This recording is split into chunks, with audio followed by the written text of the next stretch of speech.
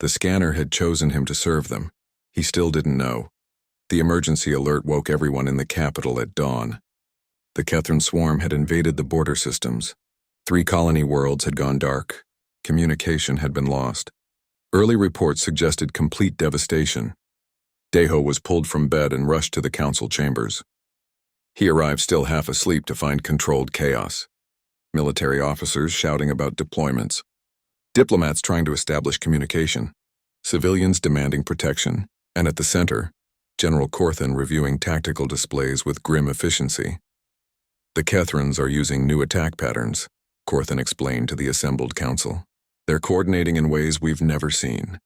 Our defense systems are designed for their old tactics. We're losing badly.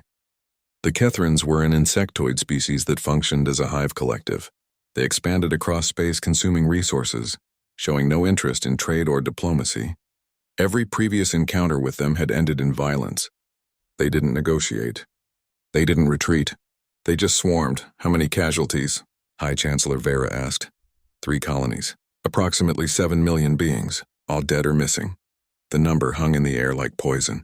7 million. Deho felt sick. Corthan continued. I'm proposing Operation Cleansing Fire. We concentrate our fleet and hit them with overwhelming force. We'll take back the border systems, but we'll need to completely sterilize them. Any planet with Kethran presence will have to be destroyed. We can't risk them establishing a foothold. How many more casualties would that cause? Ambassador Quillix asked quietly.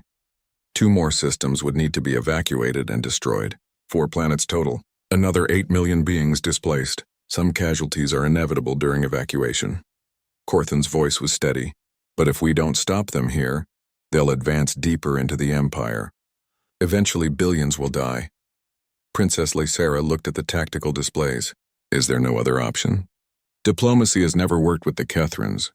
They don't communicate. They're more like a natural disaster than an enemy we can negotiate with. Corthan looked around the chamber. I know it's a hard choice, but it's the only choice. The council began debating details. Resource allocation, evacuation timelines, acceptable casualty ratios. Deho listened to them discuss millions of deaths like it was a math problem. Has anyone tried talking to them? He asked. The chamber went silent. Everyone looked at him. I mean, really tried, Deho continued. Not diplomatic overtures or threats. Actually communicating. General Corthan's expression was carefully neutral. The Kethrans don't talk. They're insects operating on hive instincts. But they're intelligent insects, right? They build ships. They coordinate attacks. Something is making decisions. Deho stood up, feeling everyone's eyes on him. What if they don't understand our kind of communication? What if they're trying to communicate in ways we don't recognize? That's a pleasant thought, Ambassador Quillix said, not unkindly. But we've tried every known communication method. They don't respond. What do they want? Deho asked. I mean, why do they expand? Everything living wants something. Food, safety, space to grow. What do the Kethrans need? No one had an immediate answer. Jihu spoke up from his advisory seat. Intelligence reports suggest they consume specific minerals. Their biology requires elements that are rare on most habitable planets but abundant in certain asteroid formations and gas giants. So they're not expanding to attack us, Deho said slowly. They're expanding to find resources they need to survive. The result is the same, Corthan said. Whether they mean to destroy us or not, they're doing it. But if we knew what they needed, maybe we could show them where to find it. Places that aren't our colonies. Deho looked around the chamber. Maybe they think space is empty and they're just taking what's available. Maybe they don't understand that we consider it ours. The High Chancellor frowned.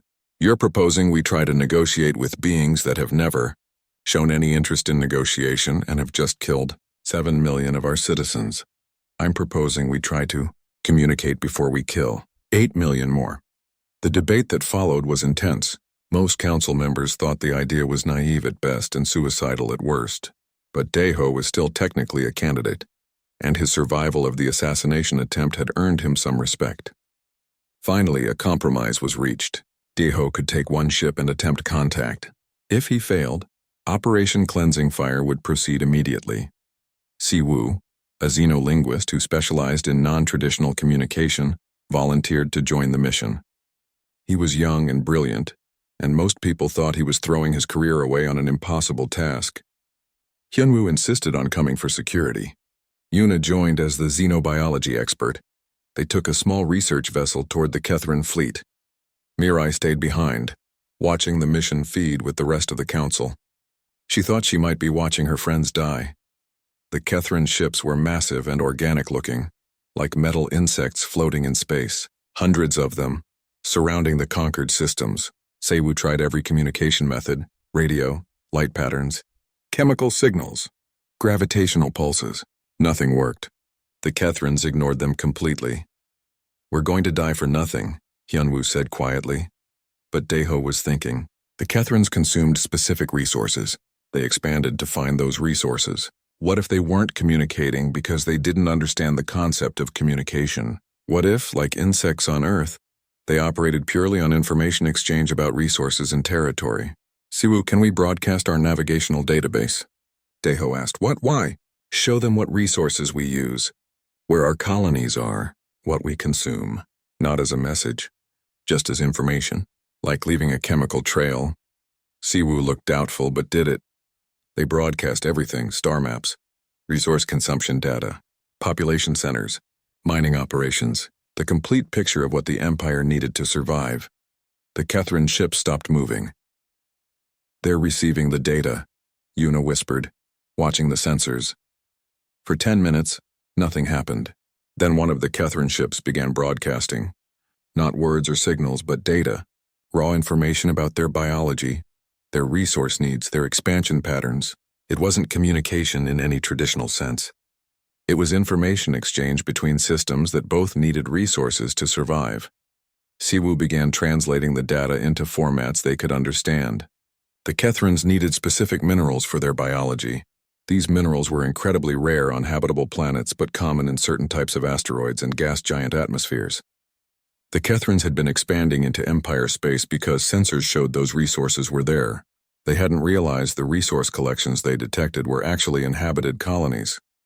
Over the next 48 hours, Daeho and Siwoo worked with the Kethrin Collective to map out resource territories. The Empire had detailed charts of asteroids and gas giants that were impossible for most species to mine, but perfect for Kethrin biology. The Kethrins could harvest what they needed from those locations without ever approaching inhabited worlds. In exchange, the Kethrins would provide the rare minerals they collected to the Empire. Resources that were useless to them but incredibly valuable for advanced manufacturing. When the ship returned to Valora Prime, Daeho wasn't carrying a military victory. He was carrying a treaty. The Kethrins had already withdrawn from the occupied colonies. The Empire gained access to resources that would have taken centuries to develop on their own. The council chambers were silent as Daeho presented the agreement. General Corthan studied the terms carefully. "They're actually following through?" "They already started," Siwoo confirmed. "They're not like us. They don't have politics or ambitions. They just need resources to survive. Once we showed them where to find what they need, the conflict ended." Princess Lysara looked at Daeho with an expression he couldn't quite read. "You saved 8 million lives today, probably more." "The Kethrins saved those lives," Daeho said. "They stopped attacking once they understood." "That's not nothing." Ambassador Quillick shook his head in wonder. "We've been fighting them for decades. You solved it in 2 days by treating them like beings with needs instead of enemies to destroy." General Corthan was quiet for a long moment. Then he stood and bowed formally to Daeho. "I was wrong about you. I thought strength meant the ability to win battles. But preventing battles no one has to die in, that's a different kind of strength, one I didn't understand." That night, the celebrations across the Empire were wild with relief. Millions who thought they would die were safe. The Kethrin threat was over, transformed into an unexpected alliance. Daeho sat alone in the palace gardens, exhausted. Mirai found him there.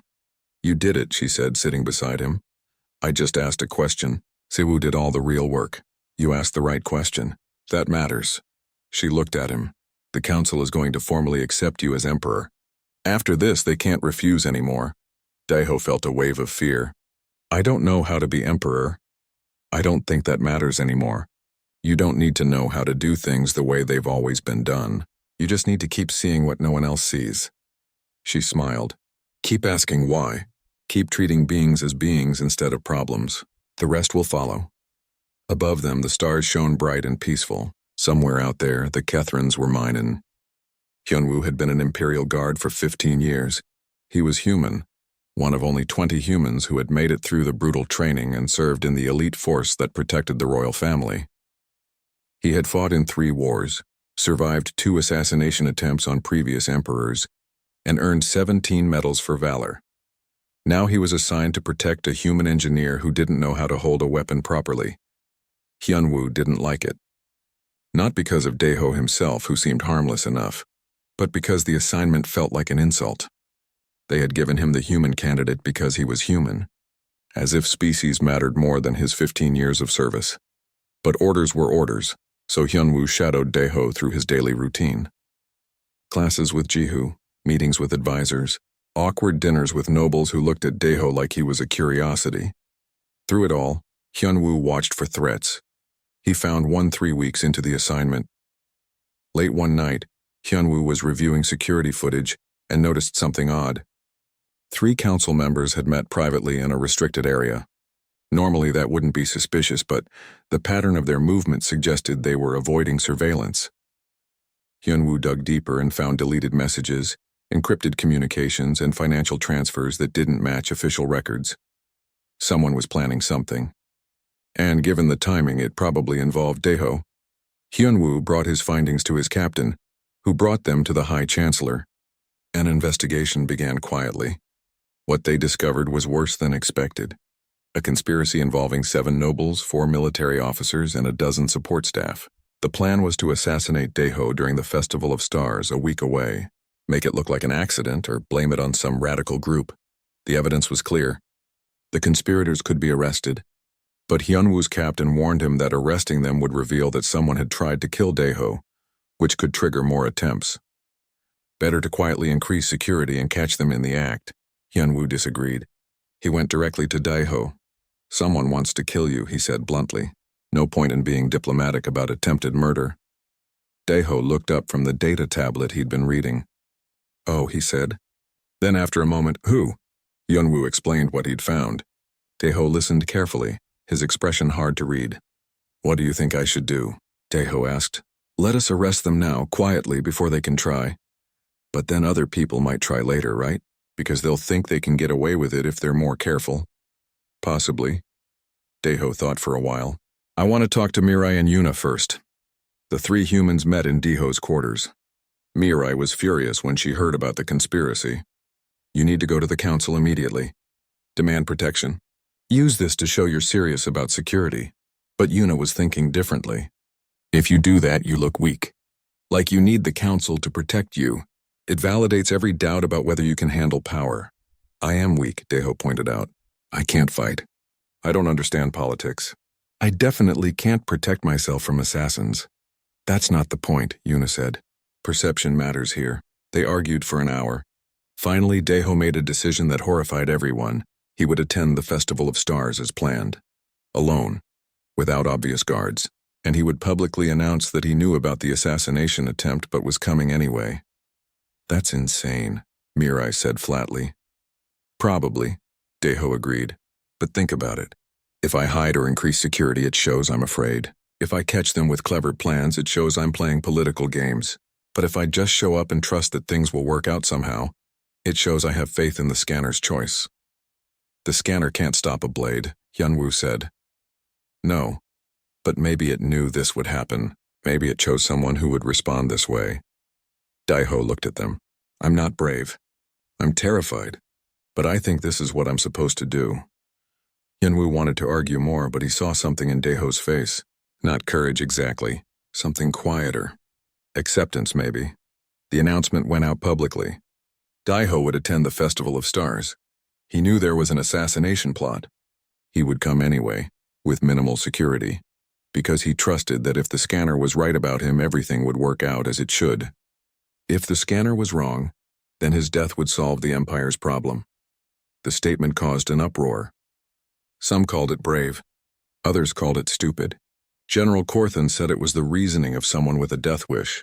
Princess Lysera privately thought it was the most honest thing she'd ever heard from a political candidate. The conspirators held an emergency meeting. Their plan was exposed, but the target was still coming. They could proceed or abandon the attempt. After heated debate, they decided to continue. The humans' strange logic didn't change their goal. He couldn't be allowed to rule. The Festival of Stars arrived. It was a celebration held annually in the capital, with millions attending. Streets were decorated with light displays. Performers from across the empire demonstrated their arts. Food vendors sold delicacies from 100 worlds. It was beautiful and chaotic and impossible to fully secure. Deho arrived wearing simple clothes, not the formal robes Mirai had suggested. He walked through the crowds like a normal person. People recognized him, pointed, whispered. Some moved closer to see the human who might be emperor. Others moved away, unsure what to think. Hyunwoo followed at a distance, heart pounding. He had stationed guards in civilian clothes throughout the area, but it wasn't enough. There were too many people, too many variables. He watched the assassin approach through the crowd. A Velaran operative, blade hidden, moving with practiced ease. The assassin got within 10 meters, then 5. Daiho seemed oblivious, looking at a display of traditional Velaran art. The assassin reached for the blade. Then something unexpected happened. A group of workers, about 20 of them, moved to surround Daiho. They weren't guards. They were maintenance engineers, cargo haulers, and sanitation workers who had come to the festival on their day off. They formed a loose circle around him, not aggressively, just standing close.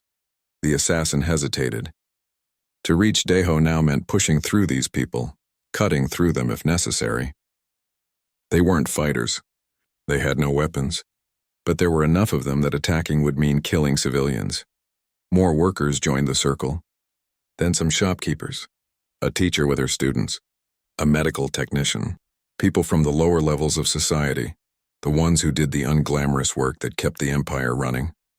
They gathered around Daiho like a living shield. One of them, an older woman who worked in food services, spoke to the assassin. "You'll have to go through us first." The assassin stared at her. "Do you know who he is?" "He's a human. He can't rule this empire." "I know who he is," the woman said. "He's the one who asked why we can't all breathe clean air. He's the one who cried for people he never met. Maybe he can rule. Maybe he can't. But he's the only one who seems to think we matter." The assassin looked at Daiho, surrounded by people who barely knew him but were willing to stand between him and a blade. People like the assassin. Working class, forgettable, invisible to most nobles. The moment stretched. Security forces were moving in, but they weren't there yet. The assassin could still complete the mission. All it would take was deciding that these people's lives didn't matter. The assassin lowered the blade and disappeared into the crowd. Hyunwoo reached Daiho seconds later. "Are you hurt?" Daiho shook his head. He was looking at the people around him with an expression of wonder. "They didn't have to do that." "No," Hyunwoo agreed. "They didn't." The woman from food services smiled at Daiho. "Enjoy the festival," she said, and the crowd dispersed as casually as it had formed. The conspirators were arrested that night. Under interrogation, the assassin explained why the attempt had failed. "I was sent to kill a pretender. But when I saw those people willing to die for him without being ordered, without being paid, I realized maybe he's something different. Maybe he's what the scanner says he is." The news spread across the empire. The human candidate had survived an assassination attempt not through guards or clever plans, but because ordinary people had chosen to protect him. It was unprecedented. Princess Lysara visited Daiho the next day. "What you did was foolish," she said. "I know. It could have ended with you dead. I know that too. Why did you do it?" Daiho thought about how to explain. "Because hiding or playing games would have meant accepting that this is all about power. But if it's just about power, then I definitely shouldn't be emperor. The scanner must have chosen me for a different reason, so I had to trust that reason, whatever it is." Lysara sat down. "You're either very wise or very lucky." "Probably just lucky," Daiho said. "But the people who protected me, they weren't lucky. They were brave. They're the ones you should be impressed by." After she left, Daiho sat alone for a while, thinking about the woman from food services and all the others who had stood with him. He hadn't earned their loyalty. He hadn't done anything for them yet.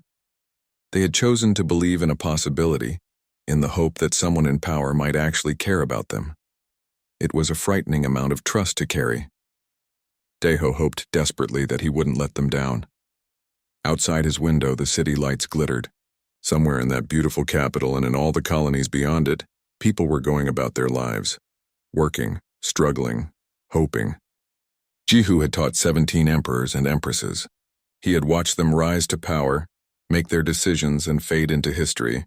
He was old now, ancient by most species standards, and he had accepted this assignment to tutor the human as his final duty before retirement. He expected it to be brief and pointless. The first day, he assigned Deho enough reading to take a month. Legal codes, historical treatises, economic theory, and diplomatic protocols. He handed over the data tablets and said, "Read these by tomorrow. We'll discuss them in the morning." The next morning, Deho arrived on time. He looked tired but present. "I couldn't finish," he admitted immediately. "I got through maybe a tenth of it."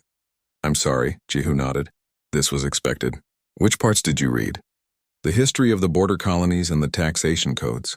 Deho hesitated. "I have a question." "Go ahead." "Why do the border colonies pay higher taxes?" "The documents say it's because they require more military protection, but if they're in more danger, shouldn't they pay less? They already have harder lives out there." Jihu opened his mouth to give the standard explanation about resource allocation and defense economics. Then he stopped. It was a good question. It was a question that made sense if you thought about people instead of systems. "That's how it's always been done," Jihu said finally. "But why?" Over the next weeks, Deho asked why constantly. Why were 3 species classified as client races with limited representation? Why did the military budget increase every year even during peacetime? Why were labor disputes on industrial worlds always settled in favor of the corporations? Why did food production exceed consumption across the empire? Yet people still went hungry. These weren't the questions of someone ignorant. They were the questions of someone who hadn't learned to accept injustice as normal. Jihu found himself thinking about these questions late at night when he should have been sleeping. Deho failed every test Jihu gave him. His essays on galactic law were full of basic mistakes. His understanding of military strategy was laughably simple. He couldn't remember half the noble houses or their complicated relationship networks. By every traditional measure, he was a terrible student, but he kept showing up. Every morning, exhausted but present, ready to try again. Mirai spent her time teaching Deho how to survive court politics. She introduced him to Yuna, a human xenobiologist who had been studying at the Imperial Academy for 3 years. Yuna was brilliant and sharp, and she helped Deho understand the cultural context he kept missing. "The Valoran nobles value subtlety," Yuna explained one day. "When they say how interesting, they mean they think you're stupid. When they say we should discuss this further, they're planning to ignore you forever." Deho rubbed his face. "Why don't they just say what they mean?" "Because directness is considered primitive here. It's a power game. The more carefully you phrase things, the more civilized you appear. That seems exhausting." "It is," Mirai agreed, "but you have to learn to play the game, or you'll be destroyed by it." A formal dinner was arranged to introduce Deho to the major noble houses. Mirai spent hours preparing him. What to wear, how to eat, what topics were safe and which were dangerous. Deho memorized it all as best he could. The dinner was held in a magnificent hall with a table that seemed to stretch forever. Nobles from a dozen species sat in strict order of precedence. Deho was placed near Princess Lysara, which was either an honor or a test. The conversation flowed in the careful, indirect way Yuna had described. Nobles discussed art and philosophy, while really talking about political alliances and economic deals. Deho stayed quiet, trying not to make mistakes. Princess Lysara spoke about the prosperity of the empire, citing statistics about economic growth and resource distribution. It sounded impressive. Numbers always sounded impressive. "What are the living conditions like on Outpost Juno?" she asked Deho politely. It seemed like an innocent question. Mirai had warned him to give a diplomatic answer, something brief and positive. But Deho thought about the question honestly. "The statistics probably say adequate," he said slowly. "The numbers show proper resource allocation. But the reality is different. The air tastes like chemicals because it's recycled too many times. Water rations leave you thirsty all day. People work 16-hour shifts and sleep in corridors between the machinery because there aren't enough quarters. Children grow up never seeing natural sunlight." The table went silent. "You didn't contradict a member of the royal family with personal testimony. You didn't describe the empire's failures at a formal dinner.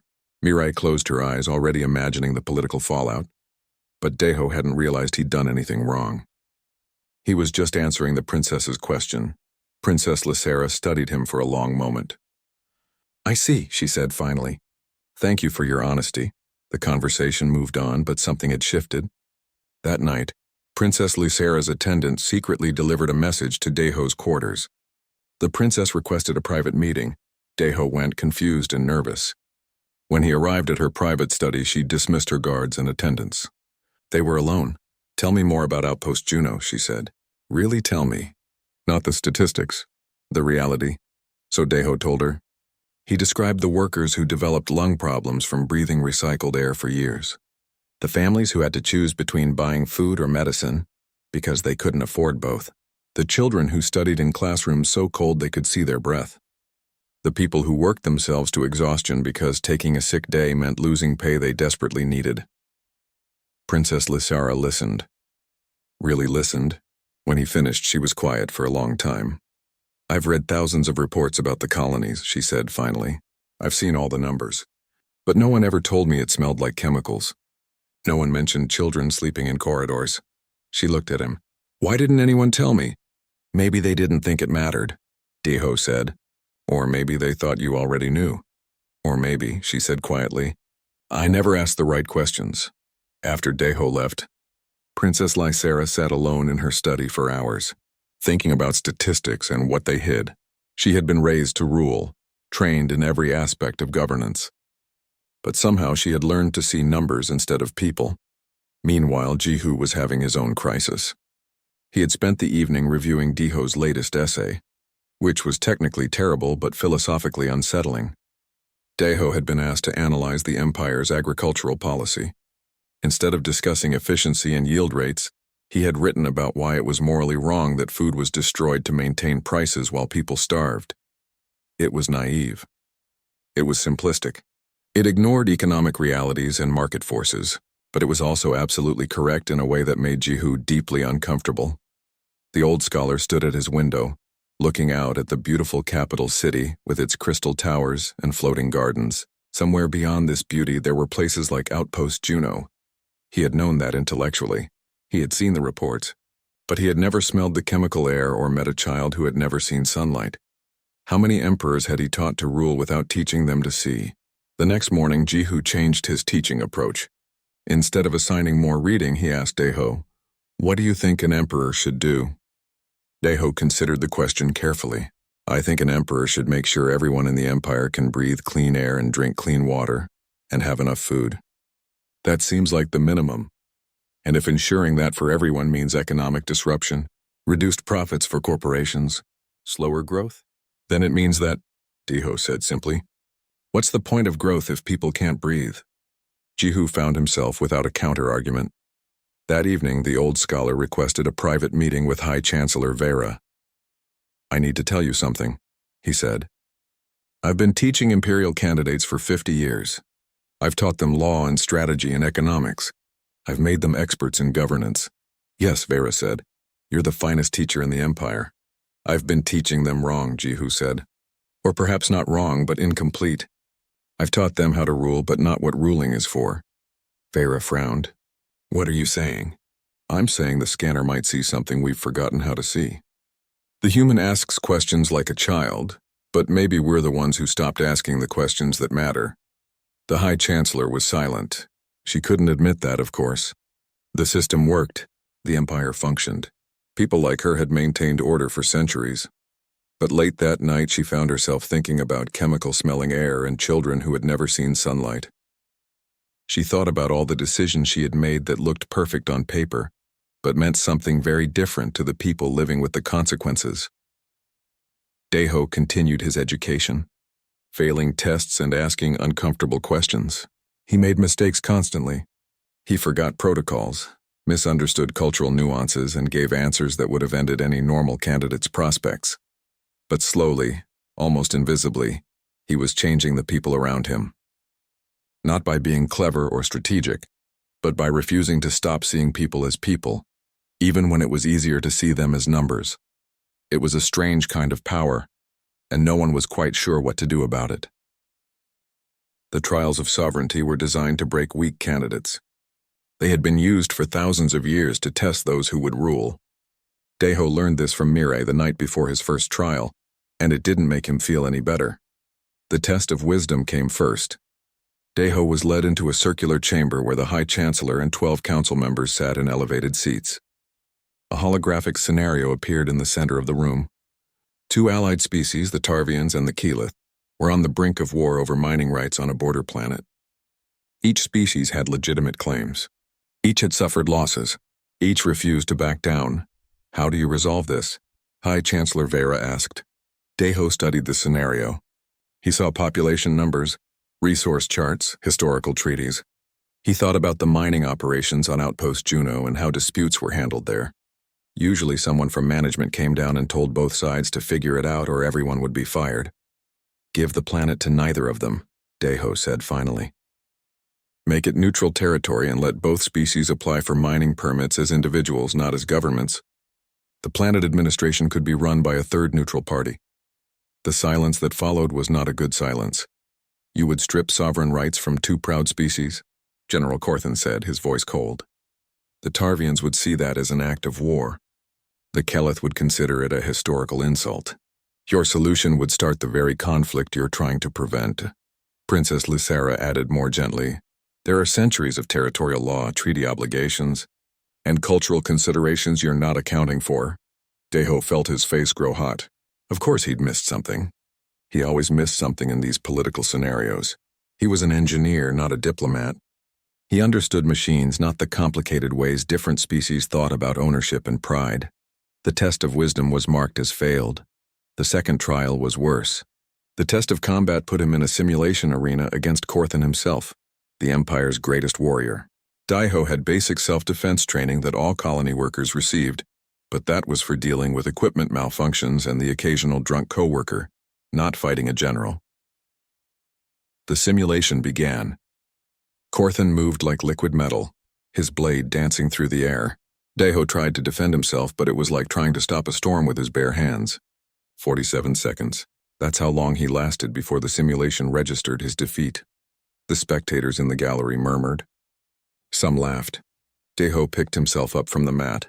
His pride hurt worse than his body. Corthan extended a hand to help him up, which somehow made it even more humiliating.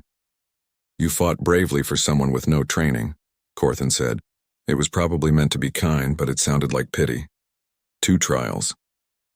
2 failures. Deho sat in his assigned quarters that night and wondered if he could just ask to go home. Surely they'd proven their point. The scanner had made a mistake. He could go back to Outpost Juno, back to fixing atmospheric processors, back to a life that made sense. But Mirai came to his room before he could compose a resignation message. 1 more trial tomorrow, she said. The test of heart. What do I have to do? Deho asked tiredly. I don't know. No one does. It's different for every candidate. The next morning, Deho was led to a chamber he hadn't seen before. The Chamber of Echoes, they called it. It was a vast circular room with walls that seemed to fade into infinity. The High Chancellor explained the trial. He would enter the chamber alone and face projections of suffering from across the Empire. Most candidates use this as an intellectual exercise, proposing policy solutions and resource allocations. The door sealed behind him. For a moment, nothing happened. Then the projections began. A child on a border world starving because supply ships hadn't arrived in months. Her bones showed through her skin. Her eyes were too large for her face. Deho knew it wasn't real, just a hologram. But his breath caught anyway. An elderly worker in a factory, his body broken from years of labor, unable to afford medical treatment. He sat in a corner, waiting to die. A family fleeing violence crowded in a refugee ship with 1,000 others, no food, no water, no hope. The projections came faster. Hundreds of them. Thousands. All the pain and suffering that existed in an empire of 12 star systems and billions of beings. Disease, poverty, war, loneliness, fear. Most candidates walked through, observing, analyzing, proposing solutions. That's what Deho was supposed to do. But he couldn't. He couldn't treat them like problems to be solved. Each projection was a person. Each person mattered. He sat down in the middle of the chamber and began to cry. The council watched from their observation room, confused. This wasn't how candidates behaved. Princess Lysera looked uncomfortable. Even Corthan seemed uncertain. "What is he doing?" one council member asked. "I believe," said a quiet voice, "he is actually feeling it." The speaker was Jihu, an ancient scholar who had advised 17 emperors. He watched the screens with an expression no one could read. In the chamber, Deho reached out to touch the projection of the starving child, knowing it wasn't real, but unable to stop himself. He whispered apologies to suffering he couldn't fix. He stayed in the chamber far longer than required, experiencing every single projection. He didn't propose solutions or policies. He just sat there and hurt for people he'd never meet. 6 hours passed. When Deho finally emerged, his eyes were red and swollen. He looked exhausted in a way that had nothing to do with physical tiredness. The council members stared at him, unsure what to say. Then the sovereign scanner activated. No one had called it. No one had touched it. But it hummed to life, and its beam focused on Deho. The compatibility reading appeared, 99.9%. It had increased. High Chancellor Vera stood frozen, her carefully composed expression cracking. "That's impossible. Candidates don't improve their scores. The measurement is absolute." Jihu stepped forward, his old eyes bright. "Perhaps we've been measuring the wrong things for a very long time." The chamber erupted in argument again. Some council members insisted this proved nothing. Others demanded they accept the scanner's judgment. Princess Lysara watched Deho carefully, seeing something she hadn't noticed before. Deho himself barely registered what was happening. He was still thinking about the projections, the starving child, the dying worker, the desperate refugees. They weren't real, but somewhere in the Empire, real versions of them existed. That thought wouldn't leave him. "I want to help them," he said suddenly, interrupting the arguing council. Everyone turned to look at him. All of them. "The people in the projections. Can we help them?" The question was so simple it was almost childish. Of course they couldn't help everyone. That wasn't how empires worked. Resources were limited. Priorities had to be set. Some suffering was inevitable. But the way Deho asked the question, like he genuinely believed it was possible, like the first response should be trying, rather than explaining why it couldn't be done, made several council members deeply uncomfortable. "You don't understand how governance works," General Corthan said, but his voice lacked its usual certainty. "No," Deho agreed. "I don't. But maybe that's not the same as understanding what matters." Jihu smiled then, a small smile that no one else noticed. The old scholar had spent his life teaching nobles how to rule. He had taught them strategy and law and history, but he had never taught them to sit down in a room full of suffering and weep. Perhaps, he thought, the scanner knew something they didn't. The council dismissed Deho back to his quarters. They needed to discuss what to do with a candidate who failed practical tests, but somehow made the ancient machine more certain of its choice. It was unprecedented. It was confusing. It was terrifying. In his room, Deho lay on a bed far softer than anything on Outpost Juno and stared at the ceiling. He had failed 2 trials and apparently succeeded at the 3rd by crying. Nothing made sense. But when he closed his eyes, he still saw the starving child's face. Tomorrow, Mireille had told him, he would begin his education. The council couldn't reject him outright without causing a crisis, so they would try to prove him unfit through impossible standards. Deho didn't care about that right now. He was thinking about all the people suffering in the Empire, and wondering if maybe, just maybe, someone should ask why that was acceptable. It was a dangerous thought. But it wouldn't leave him alone. The ancient machine hummed to life for the first time in 300 years. In the Grand Celestial Chamber on Valora Prime, thousands of beings from across 12 star systems held their breath. The Sovereign Scanner, a relic from the first civilization, was about to choose the next ruler of the Veloran Empire. High Chancellor Vera stood at the center of the chamber, her silver robes reflecting the blue light of the awakening machine. Around her, the royal candidates waited. Princess Lysera, whose family had ruled for generations, stood with perfect posture. General Corthan, who had won 30 battles and united the military forces, kept his hand near his ceremonial weapon. Ambassador Quillix, who had brought peace to 4 warring systems, adjusted his diplomatic sash nervously. The scanner was not just a machine. It was something more. something the ancient builders had created with technology no one understood anymore. It could look into the soul of every living being in the Empire and measure something they called sovereign resonance. Whatever that meant, it had never been wrong. Not once in 3,000 years. The ceremony began. One by one, the candidates stepped forward. The scanner's beam touched Princess Lysera, and numbers appeared in holographic light above her head. 67%. A respectable score, but not enough, the crowd murmured. General Corthan stepped forward next. 71%. Better. But still the scanner did not activate its acceptance protocol. Ambassador Quillix was next. 69%. The High Chancellor frowned. These were the best candidates the Empire had. Surely one of them would be chosen.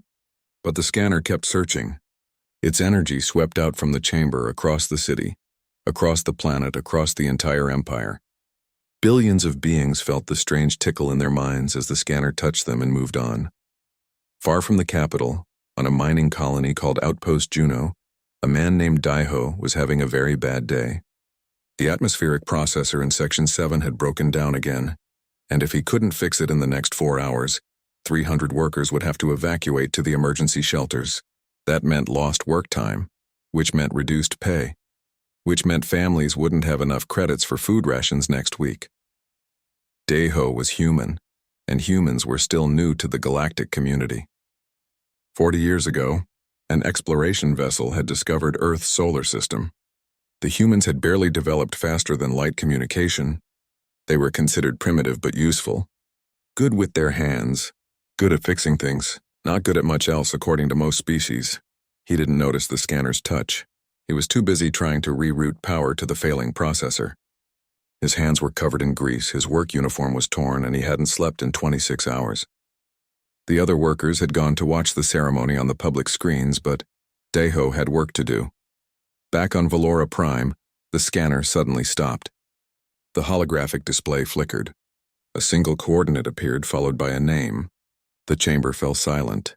Outpost Juno, High Chancellor Vera read aloud, her voice uncertain. Mining Sector 7. She paused, reading the next line. Daiho, human, engineer, class 3. The number appeared 99.8%. The chamber erupted. This had to be a mistake. A human? Impossible. Humans were barely civilized. They had no noble houses, no military traditions, no diplomatic corps worth mentioning. They fixed machines and hauled cargo. They couldn't possibly rule the greatest empire in the galaxy. Princess Lysara demanded a recount. General Corthan called it an insult. The council members argued and shouted.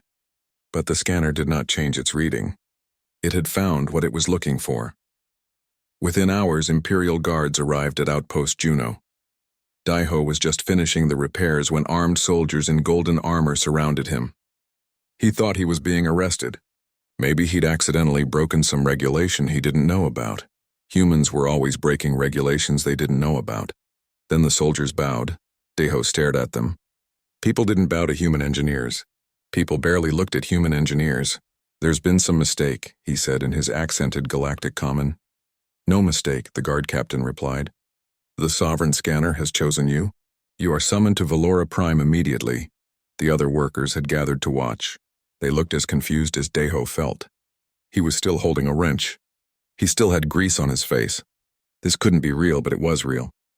Within an hour, he was on a royal transport ship, still wearing his stained work uniform. The crew treated him with an odd mixture of respect and disbelief. They brought him food he'd never seen before and addressed him with titles he didn't understand. On the second day of the journey, a woman came to his quarters. She was human, like him, but she wore fine clothes and spoke with the confidence of someone who belonged in this world. Her name was Mireille, and she was a diplomatic liaison. You're in serious trouble, she said, sitting down without asking permission. Do you understand what's happening? Daiho shook his head. The scanner chose me. I don't know why. Neither does anyone else. That's the problem. Mireille leaned forward. Half the Empire wants to reject you on principle. The other half wants to use you. You're going to be tested, challenged, and probably humiliated. They'll try to prove the scanner made a mistake. Maybe it did, Daiho said quietly. Mireille studied him for a long moment. Maybe. But the scanner hasn't been wrong in 3,000 years. So either you're special in some way no one can see yet, or the galaxy is about to have a very interesting problem. She spent the rest of the journey teaching him basic protocol, how to address the High Chancellor, which species considered eye contact polite, and which considered it aggressive, the difference between a formal bow and an informal nod. Deho tried to remember it all, but it was too much information too quickly. When the transport finally arrived at Valora Prime, Deho looked out the window at the most beautiful planet he'd ever seen. Crystal towers reached into purple skies. Floating gardens drifted between buildings. Ships of 1,000 designs moved through the air like schools of fish. "It's beautiful," he whispered. "It's dangerous," Mireille corrected. "Remember that." They landed in a private dock reserved for royalty. More guards waited, along with officials in elaborate robes. Cameras floated in the air, recording everything. Billions across the empire would be watching the human who thought he could be emperor. Deho stepped off the transport in his dirty work uniform, carrying nothing but the small bag Mireille had given him. He looked at the assembled crowd of nobles and officials, all of them staring at him with expressions ranging from curiosity to contempt. The High Chancellor stepped forward. "Welcome to Valora Prime, Candidate Deho. The trials of sovereignty begin tomorrow. I hope you are prepared." Deho wasn't prepared. He wasn't prepared at all. But he nodded anyway because he didn't know what else to do. The crownless king had arrived, though he didn't know he was a king yet. He only knew he was very far from home and nothing would ever be the same again.